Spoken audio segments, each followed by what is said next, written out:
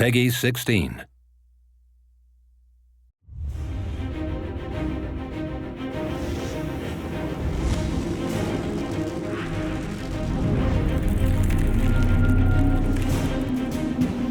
When we set out to reboot Gauntlet, we wanted to recapture the fun and excitement of the 1980s original arcade classic.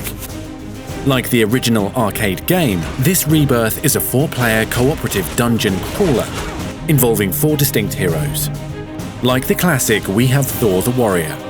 Armed with an axe, he uses brutal close-range melee strikes, including a spinning attack that turns him into a whirling tornado of death. Thyra the Valkyrie is armed with a spear for frontal charges, as well as a shield that blocks assaults and becomes a destructive boomerang when thrown. Questor the Elf is precise in his strikes and can release a volley of arrows and drop tactical bombs.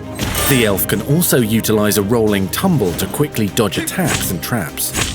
And Merlin the Wizard, who has a variety of magic attacks to choose from. He can blast his adversaries with many spells, including comets of molten lava, shards of ice, and arcing bolts of chain lightning. Some abilities can even be upgraded through perks. For example, Questor's bombs can be upgraded and attached to arrows.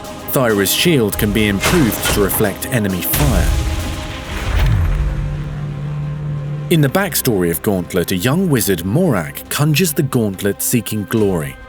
He is instead trapped within its depths. Using wizardry, he calls on heroes and convinces them to enter the gauntlet and set him free. Gauntlet consists of environments like dusty crypts, dark caves, fiery dungeons, and each environment has multiple styles of gameplay.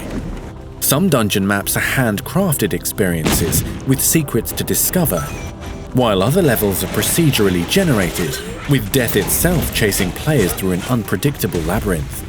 There are also endurance maps filled with wave after wave of monsters to survive.